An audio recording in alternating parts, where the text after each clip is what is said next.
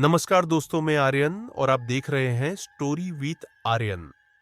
आज की हमारी कहानी मुंबई की एक कंपनी में काम करते एक ग्रुप की है, जिसने दिवाली के वेकेशन पे बाहर घूमने जाने का प्लान बनाया था। वहां पहुंचने के बाद उनके साथ क्या हादसा हो गया, ये हम आगे जानेंगे। पर कहानी को शुरू करने से पहले, जैसा कि मैं अपने हर कहानी में बताता हूं, कि वैसे तो आप लोगों ने बहुत सी हॉरर कहानियां सुनी होगी, पर जब आप ये कहानी सुनोगे तो आपको सच में डर का एहसास वाला है। और मेरी आपसे एक छोटी सी गुजारिश है कि अगर आप हमारे इस चैनल पर पहली बार आए हो तो हमारी इस चैनल को सब्सक्राइब कर लेना और बेल आइकन को प्रेस कर लेना। ऐसा करने से आपकी और हमारी बीच की नजदीकियां बढ़ जाएगी और हमारी कहानी आपको पहले पहुंचेगी। तो चलिए, ज्यादा समय ना लेते हुए आज की इस कहानी को शुरू करते हैं। मुंबई एक ऐसा शहर जहां सपनों की चकाचौंध और जीवन की तेज रफ्तार आम बात है। इसी शहर में एक कंपनी थी जहां एक ग्रुप काम करता था। इस ग्रुप में कुल 5 लोग थे: अभिनव, कार्तिक, राजेश, सोनाली और राजवी। अभिनव और कार्तिक साहसी थे, हमेशा नए अनुभवों की खोज में रहते थे। दूसरी ओर राजेश, सोनाली और राजवी हमेशा किसी न किसी चीज से डरते रहते थे। दिवाली की छुट्टियां नजदीक थीं और सभी ने मिलकर कहीं बाहर जाने का प्लान बनाने का सोचा। बातचीत करते करते उनके बीच विभिन्न स्थानों का जिक्र होने लगा। कहां जाना है? हिमाचल, जरेनिया गोवा, जरेनिया या फिर कश्मीर? लेकिन कोई भी सुझाव किसी को पसंद नहीं आया। तभी कार्तिक ने कहा, मणिपुर क्यों नहीं? वहां की संस्कृति अद्भुत है और वहां के दृश्य मनमोहक है।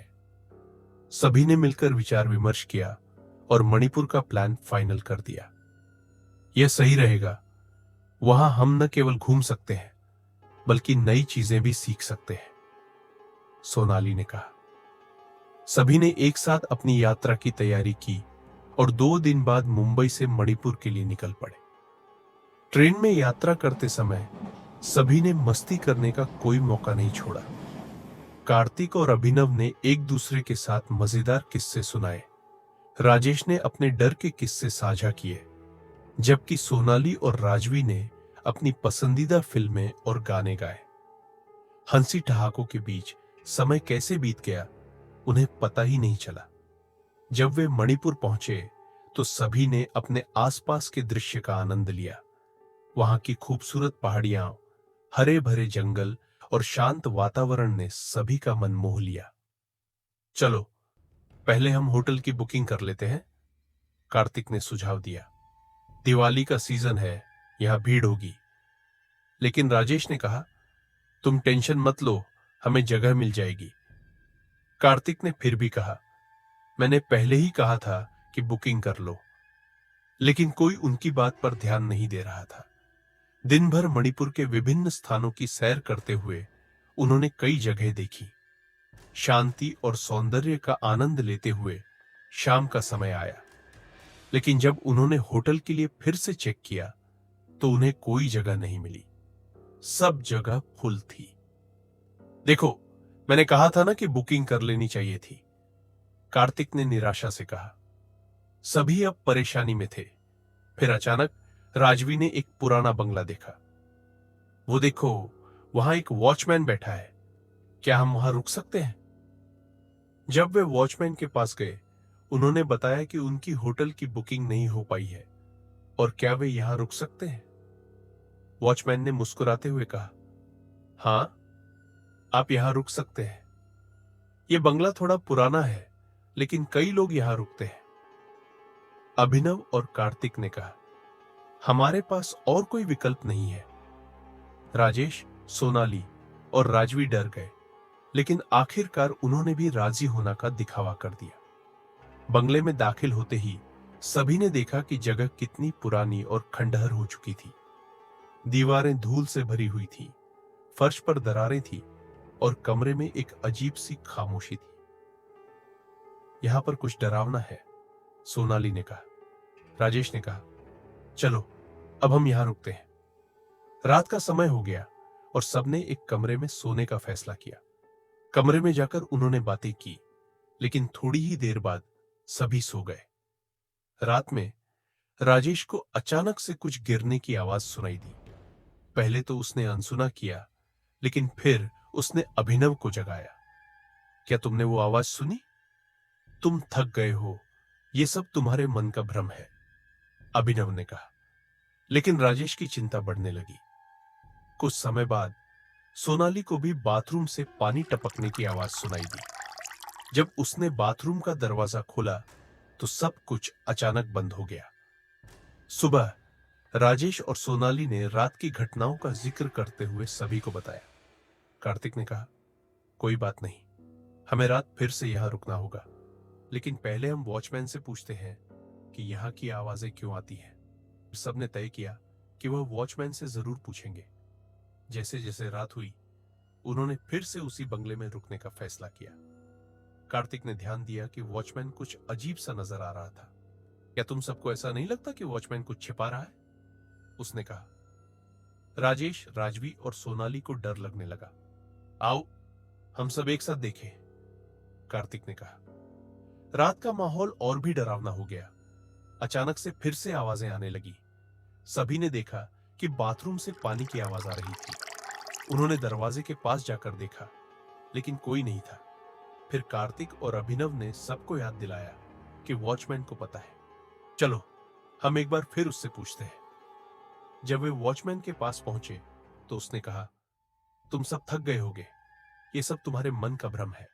लेकिन अचानक उन्होंने महसूस किया कि कुछ अनजानी ताकतें उनके चारों ओर घूम रही थी। सभी अब घबराए हुए थे और वे सोचने लगे कि कैसे इस डरावने बंगले से बाहर निकला जाए। कार्तिक ने सुझाव दिया, चलो हम इस बंगले के बारे में कुछ और जानकारी इकट्ठा करते हैं, शायद हमें कोई रास्ता मिल जाए। तभी कार्तिक, राजेश, राजवी वे तीनों एक साथ भी देखने के लिए और अभिनव और सोनाली दूसरी जगह पे देखने के लिए गए कि यहां पे क्या हो रहा है। वे बेतरतीब तरीके से बंगले की खोज करने लगे। तभी कार्तिक की नजर दीवार पर लगी कुछ तस्वीरों पर पड़ी। ये तस्वीरें पुरानी थीं और उनमें 5 लोग दिखाई दे रहे थे। सभी पर फूलों की माला छड़ी हुई थी, पर कार्तिक ने उस पर बहुत ध्यान नहीं दिया। उन पांचों ने मिलकर अलग अलग जगह पे देखा कि यहां क्या हो रहा है, पर किसी को कुछ नहीं मिला। जैसे वह सब वहां से निकल रहे थे, वापस से आवाज आ जाती थी। उन लोगों को कुछ समझ नहीं आ रहा था कि अब क्या करे। जैसे ही कार्तिक, राजेश और राजवी सब कुछ देखने के बाद वहां से निकल रहे थे तो उसको नीचे से किसी की आवाज आई। वह सबने नीचे जाने का फैसला किया कि वहां पे जाके एक बार देख लेते हैं कि क्या हो रहा है। जैसे उन सब ने नीचे जाके देखा तो उन सब के होश उड़ गए। कार्तिक ने चिल्ला के अभिनव और सोनाली को बुला लिया, क्योंकि वहां पे वॉचमैन को किसी ने बांध के रखा हुआ था। फिर उन सब ने वॉचमैन को छुड़ाया और फिर ऊपर आ गए, और उनमें से कार्तिक ने वॉचमैन को पानी पिलाया और फिर उसने पूछा कि तुम्हारे साथ क्या हुआ था कि तुम वहां पे बंधे हुए पड़े थे। फिर वॉचमैन ने उन सभी लोगों से माफी मांगी और आगे बताया कि मैंने तुम लोगों को इस बंगले का सच नहीं बताया था कि यहाँ पे 4 लोगों ने खुदकुशी कर ली थी। इसमें पूरा परिवार था, पति पत्नी और उनके 2 बच्चे। उसकी आत्मा इस बंगले में घूमती रहती है। और वॉचमैन ने कहा कि जो कोई भी उसका कहा नहीं मानता वह उसे छोड़ते नहीं है। ऐसा करके वह वहां से भाग गया। जैसे ही वॉचमैन बंगले के बाहर निकला, अचानक से बंगले के सारे दरवाजे और खिड़कियां खुद ब खुद बंद हो गई, और वह पांचों में से किसी को भी नहीं पता था। वे सब उनसे अनजान थे कि दरवाजे और खिड़कियां बंद हो चुके हैं। उन सब ने वॉचमैन को रोकने की बहुत कोशिश की, पर वॉचमैन नहीं रोका और वहां से भाग गया। फिर वहां से अचानक किसी की आवाज आई कि अगर तुम लोग भी हमारी बात नहीं मानोगे तो तुम पांचों में से कोई भी नहीं बचेगा, और ये मेरी आखिरी चेतावनी है। हालांकि कार्तिक को वॉचमैन पे शक हो गया था, पर उसने किसी को नहीं बताया। फिर उन पांचों ने मिलकर निर्णय लिया, उन सबको पता लगाना होगा कि आखिर इस बंगले में हुआ था। जैसे ही वह एक साथ ढूंढने के लिए जा रहे थे कि आखिर ये सब क्या हो रहा है और क्यों हो रहा है, तभी वे लोग एक दरवाजा के पास पहुंचे जिस पर एक खत था और उसमें लिखा था कि अगर तुम लोग हमारी आत्मा को शांति दिखाओगे तो ही तुम यहां से सही सलामत निकल पाओगे, वरना तुम सब लोग इस बंगले के अंदर ही फंस जाओगे और इस बंगले का हिस्सा बन जाओगे, और जो भी हमारी बात नहीं मानेगा उसकी यह आखिरी रात होगी। जैसे ही उन लोगों ने यह खत पढ़ा, उन सभी लोगों के होश उड़ गए और उनमें से राजेश, सोनाली और राजवी तीनों लोग डर गए। पर कार्तिक और अभिनव, जो कि बहुत ही साहसी थे, वह दोनों इस खत को पढ़कर डरे नहीं, और उन दोनों ने कहा कि डरो मत, हमें कुछ करना होगा। फिर उन पांचों लोगों ने निर्णय किया कि वह सब अलग अलग जगह पे जाएंगे और पता लगाए कि आखिर यहां से हम कैसे बाहर निकल सकते हैं और उन आत्माओं को कैसे हम मुक्ति दिला सकते हैं। वे सभी लोग अलग अलग जगह पे चले गए और अलग अलग चीज ढूंढना शुरू कर दिया, और वे सब लोग ढूंढ ही रहे थे। तभी उनमें से सोनाली एक कमरे से बाहर निकल रही थी। तभी उसको कुछ आवाज आई कि वापस से उस कमरे के अंदर गई और देखा तो वहां पे एक गुड़िया गिरी हुई थी। तो उसने अपने मन में ही कहा कि यहाँ पे क्या मुसीबत चल रही है, और उसको भी अभी गिरना था। तो उसने उठा के उसको बाहर फेंक दिया। जैसे ही उसने उस गुड़िया को बाहर फेंका तो उसमें से एक आवाज आई कि ए, तुमने ठीक नहीं किया, अब तुम्हें मरना होगा। वह गुड़िया अपने आप चलती चलती अंदर आ गए और सोनाली का गला घोंट दिया।